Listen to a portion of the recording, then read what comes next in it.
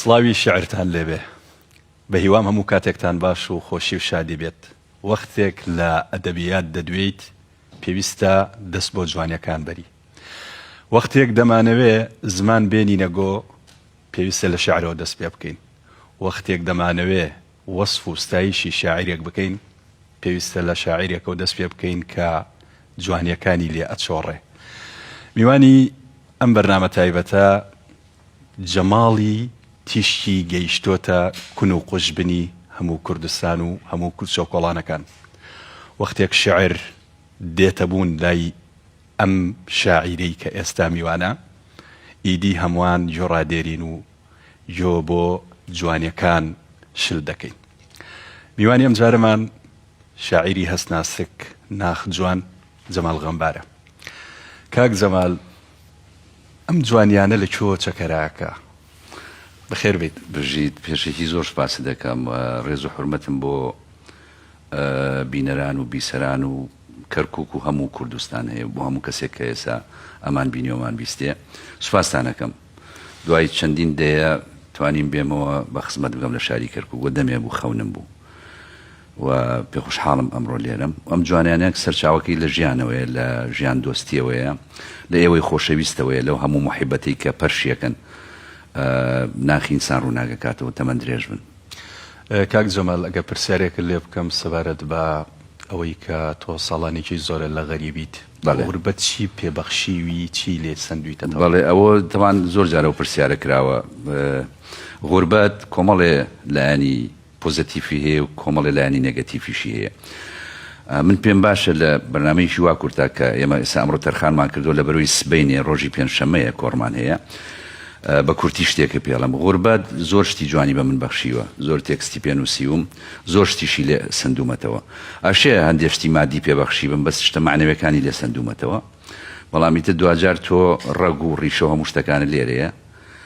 مێژووم، مناڵیم، گەنجێتیم، عیشقەکانم هەمووی لێرن، هەمیشە وتومە. سوپاس دەکەم.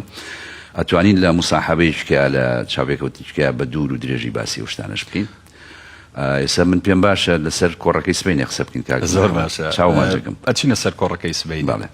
بەس پرسیارێک کە بێگومان هەم ڕەنگە خۆت پێت خۆش بێ قسەی لەسەر بکەی، هەم هەوادارانت لێرە پێیان خۆشە وەڵامی تۆ بزانن. کەرکووک چیە گەێنێ بۆ تۆ؟ وا کەرکووک زۆر شتە گەێنێ بۆ من.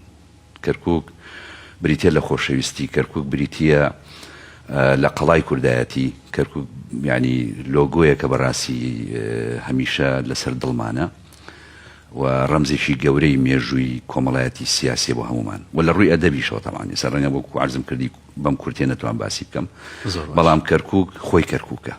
زۆر باشە. ئێستاش ترست لەوە هەیە نەگەڕێیتەوە لای کلارە؟ سپاس. ئەو کاک مەحەمەد باوشتانە تەزیلکەین بۆ کاتێکی زۆر ئەوە کوردەڵێ و هەویرە ئاو زۆرە کێشێ. ئەتوانین قسەی لێ بکەین. چاو ماجەکەم. پرسیارەکان جوانەکەی بەڕاستی پێم خۆشە لەو خاڵانەوە دەیتناوە.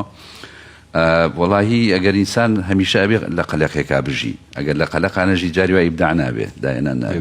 بەڵێ پێم خۆشە جۆمان لە کۆپلێ شعرت بێ. زۆر باشە. پێشەوە بۆ باسیش کۆڕەکە نەکەین. پێت باشە؟ بەچاوان. مەسەلەی بیرۆکەی ئەم کۆڕەی کە سبەینێ لە خزمەت ئێوە لە خزمەت کەرکووکە سەعاسیە سەباسیەکەین. بیرۆکەکەی گەڕێتەوە بۆ ئەوەی جەنابە وەکو ساڵۆنی شەقامی جمهوری 2024 دێتە بیرم مانگی دێسەمبەر بوو، لەگەڵ گروپێکی بەڕێزا بە یەکتر گەیشتین پێشنیازە کرد. من ئەو کاتە نەمتوانی. دوایی مانگی 2 ساڵی 2025 ینی پار ساڵ بۆ ڤاڵنتاین تشریفتانێنا بۆ ئەوش هەر تەکلی باستان کرد، هەر نەمتوانی کاتم کەم بوو. دوایی کەوتە ئەمساڵ، نسیبەکە کەوتە ئەمساڵ. ئیتر خەونیشم و بەڕاستی من تا ئێستا لە کەرکووک کۆڕم نەگرتووە، ئەگەر چی نەبێتە دەرکانی سەرڕێک. من 2 ساڵ 3 ساڵی مناڵیم لە کەرکووک بردوۆتە سەر، لەبەرەوە قەرزاریم بە هەموو شێوەیەک.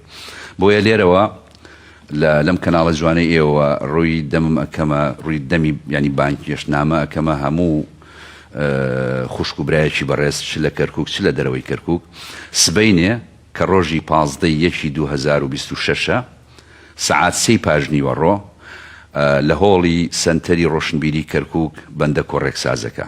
ئەم کۆڕە سنتەری هاوبەشی لۆر هاوڕێ لەگەڵ سنتەری ڕۆشنبیری کەرکووک و هاوڕێ لەگەڵ ساڵۆنی شەقامی جمهوری و بەڕاستی سپۆنسەری میدیایی تەلەڤیزیۆنیش دیارە هەموو یەک ماڵە باوا بڵین ئەو کۆڕە سازەکری و من سوپاسیانەکەم بەڕاست سوپاسدانەکەم کە بژیت چاوتان ماجەکەم لەبەرەوە پێخۆشحاڵم لە کات و شوێنی خۆیان ئامادە بن دیسان ێڵێمەوە هۆڵی سنتەری ڕۆشنبیری کەرکووک سەعات 3 پاژنیوەڕۆ کۆڕێگەگرم بە ناونیشانی کەرکووک بمناسەوە ئەو دەمەی بە جانتایەک بارانەوە خۆم بە ماڵی دڵتا دەکەم هاتن بۆ هەمووانە بەبێ بلیتوانێ هاتن بۆ هەمووانە فریە بۆیە تەشریف بێنن هاوڕێ لەگەڵ تیمێکی بەڕێزی میوزیکە ساتێکی خۆشە بینە سەر تۆزێک لە جەنجاڵی ژیان دوورەکەوینەوە یاخوا بەخێر بن سەر چاوانم هاتن بە ناوی ئێوەشەوە گەر ڕێگەم بێ بەخێراتنی هەموو بەڕێزێک بکەم بێگومان تۆ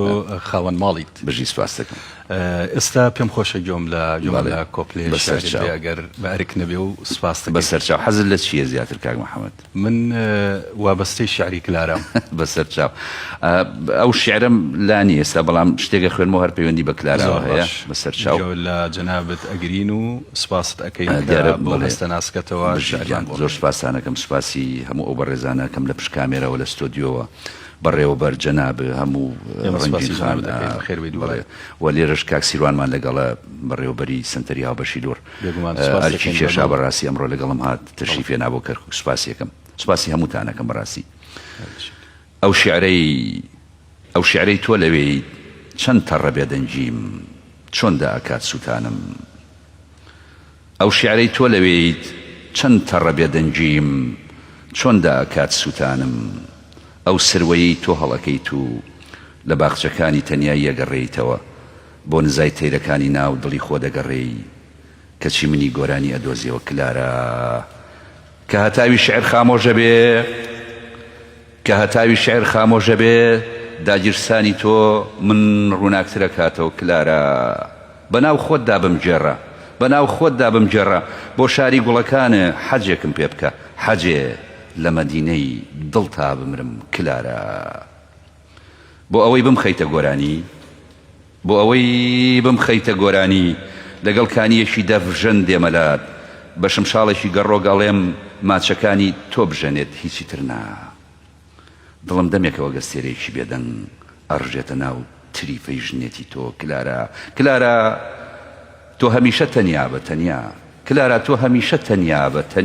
تەنیا تۆ گوڵگرتنە هەر بە تەنیایی لێدێت کلارە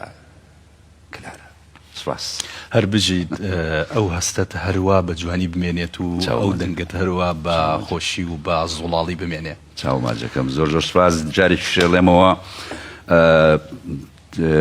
بانیژنامە بە کراوەی بۆ هەموو بەڕێزێکە بۆ هەموو خوشێک بۆ هەموو برایەک لە هەر شوێنەکەن تەشریف بێنن سبەی ڕۆژی پێنجشەم دیسانێڵەمەوە 15/1/2026 لە هۆڵی سنتەری ڕۆشنبیری کەرکووک و دیسانێڵەمەوە هاتن بۆ هەمووانە و فریە زۆر سپاس کاک محەممەد چاوەکانە ماجەکەم دووبارە سپاس بۆ شاعیری هەسناسێک کاک جەمال قەمبار کە کەرکووکت ئاوادان کردەوە بەڵێ بەڕزان سبەی سعات 3 وەکو کاک جەمال خۆشی ئاماژەی پێکرد لە سنتەری ڕۆشنبیری کەرکووک چاوەڕوانتان دەبین شعر بارانتانەکەین وەکو کاک جەمال خۆی دەڵێت بارانێک سڵاو بۆ ئێوە بارانێک سڵاو محیبەتی ئێمەش بۆ ئێوە تا ئەو کاتێکی خۆش بۆ ئێوەی بەڕێز